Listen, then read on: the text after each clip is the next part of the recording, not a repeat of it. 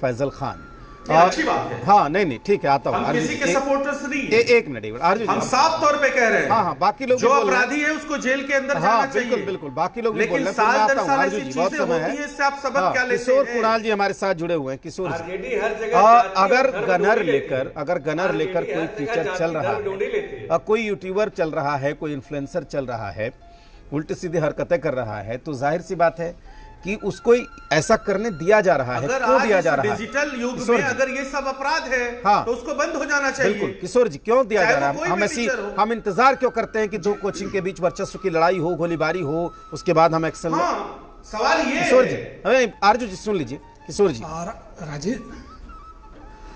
राजेश जी, कहीं कोई इंतजार नहीं हो रहा है। बिल्कुल पहले की तरह प्रदेश में शिक्षा की क्रांति जगी है। आज पटना न सिर्फ बिहार बल्कि देश के कई राज्यों से लोग पटना में आकर कॉम्पिटिटिव एग्जाम की तैयारी करते हैं, प्रतियोगी परीक्षा का, और अच्छे तरीके से परीक्षा पास कर सरकारी नौकरी पाते हैं या अन्य कॉम्पिटिटिव एग्जाम में पाते हैं। जहाँ तक बात है फैजल खान जी का या फिर रोशन आनंद जी का, तो वो अच्छे टीचर हैं, बुरे टीचर हैं, उनका क्रिमिनल ट्रैक रिकॉर्ड है या वो बेहद शांत और सुलभ हैं, यह तय करना पुलिस प्रशासन का काम है। लेकिन इतना जरूर तय है कि शिक्षक का एक डेकोरम होना चाहिए, शिक्षक की एक जीवन शैली होनी चाहिए। यह देखना बेहद जरूरी है कि क्या इनका जीवन शैली एक आदर्श शिक्षक की जीवन शैली है या नहीं।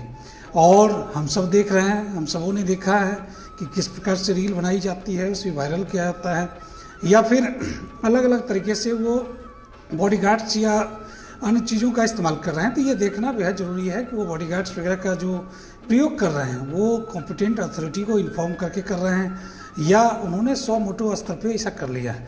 ये उनके जीवन शैली का हिस्सा है और यहाँ पे हम लोग उनके जीवन शैली पर बहस करने के लिए नहीं बैठे हैं। हम लोग बहस करने के लिए बैठे हैं कि जो विवाद हुआ है उस विवाद का असली गुनाहगार कौन है। क्या दोनों पक्षों ने गलती की है या किसी एक पक्ष के द्वारा गलत हुआ है? तो जिनके द्वारा गलत हुआ है उनके खिलाफ कानूनन कार्रवाई होनी चाहिए, तभी बिहार में कानून के राज को स्थापित किया जा सकता है। और बिहार पुलिस बेहद ही सतर्कता के साथ, चूँकि दोनों शिक्षक कहीं ना कहीं प्रतिष्ठित हैं, दोनों के पास अच्छे बच्चों का संख्या है और दोनों शिक्षक के बच्चे भावनात्मक तौर पे अपने शिक्षक के साथ जुड़े हुए हैं। तो यह पुलिस को देखना बेहद ज़रूरी है कि कोई ऐसी घटना या कोई ऐसी कार्रवाई ना हो जिससे के कारण बच्चों के अंदर एक गलत भावना विकसित हो।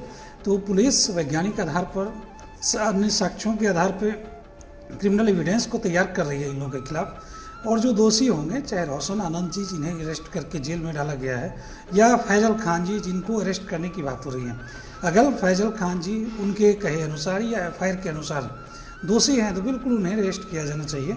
रही बात उनके जीवन शैली पे या अन्य चीज़ों पे, तो इसकी बात अलग तरीके से की जा सकती है, लेकिन उस घटना को उनके जीवन शैली से जोड़कर देखना या फिर उनके क्लास में पढ़ाने के तरीकों से जोड़कर देखना, मैं समझता हूँ यह उचित नहीं होगा। यह जरूर देखना चाहिए कि अगर उन्होंने क्रिमिनल एक्टिविटीज़ में उनकी इन्वॉल्वमेंट रही है तो बिल्कुल उन्हें अरेस्ट किया जाना चाहिए, उन्हें जेल में डाला जाना चाहिए, क्योंकि प्रसिद्धि के आधार पर, पॉपुलैरिटी के आधार पर, सेलिब्रिटी के आधार पर किसी भी व्यक्ति को कानून को अपने हाथ में लेने का कोई अधिकार नहीं है। नहीं किशोर, तो चाहे वो किशोर आप नहीं आप सही कह रहे हैं किशोर जी, मेरी बात समझिए किशोर जी, जैसे कोई भी व्यक्ति। सवाल सुनिए किशोर जी, मैं ये कह रहा हूँ किशोर जी कि ठीक है, अब तेल चुपड़े हुए बाल, साधारण पैंट शर्ट, जिस तरह की वो बात करते हैं, एक वो इमेज अलग है। और ये जो पटना पुलिस ने हत्या के प्रयास का मुकदमा जो दर्ज किया है वो किस पर किया है, क्यों किया है? हम क्यों ना जोड़ के क्यों नहीं देखेंगे? बिल्कुल, क्या आप एक बनावटी चोंगा पहन के आप बैठे थे जो उतर गया, लिबास उतर गया? देखिए, पटना पुलिस ने जो FIR किया है उनके खिलाफ, बिल्कुल उन्हें अरेस्ट किया जाना चाहिए। और जो FIR हुआ है, जिस धारा के अंतर्गत हुआ है, उनकी अरेस्टिंग तय है। आज हो, कल हो, 2 दिन बाद हो, लेकिन अरेस्ट होंगे वो।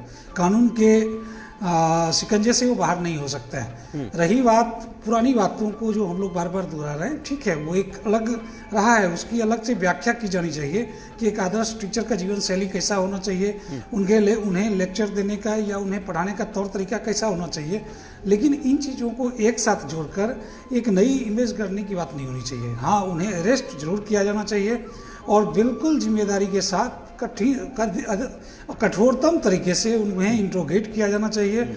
और अगर वो दोषी हैं, जैसा कि पुलिस प्रशासन के रिकॉर्ड के हिसाब से दिख रहा है, जैसा कि सीसीटीवी फुटेज के आधार पर दिख रहा है, जैसा कि अन्य साक्ष्यों के आधार पर दिख रहा है, तो कानून सम्मत जो भी कार्रवाई है उनके खिलाफ होनी चाहिए। यह फर्क नहीं पड़ता है कि वो पढ़ाने में कितने बेहतर थे या कितने बदतर थे, उनके पास कितने स्टूडेंट थे, या उन्होंने क्या फी लिया था, या वो कितने बच्चों को पढ़ा दिए, ये महत्व नहीं रखता है। कानून की नज़र में वो सिर्फ क्रिमिनल थे या क्रिमिनल हैं, और क्रिमिनल के साथ जो व्यवहार होना चाहिए पुलिस का या कानून का या सिस्टम का, वही व्यवहार उनके साथ किया जाना चाहिए। ठीक है किशोर जी। चलिए कमलेश जी हमारे साथ जुड़े हुए हैं। कमलेश जी, ये जो पूरा